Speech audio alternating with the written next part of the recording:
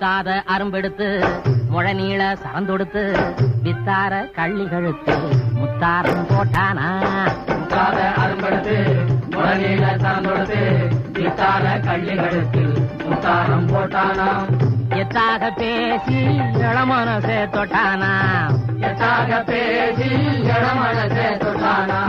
முத்தாத அரும்பெடுத்து முழநீள சரந்தொடுத்து வித்தார கள்ளி கழுத்து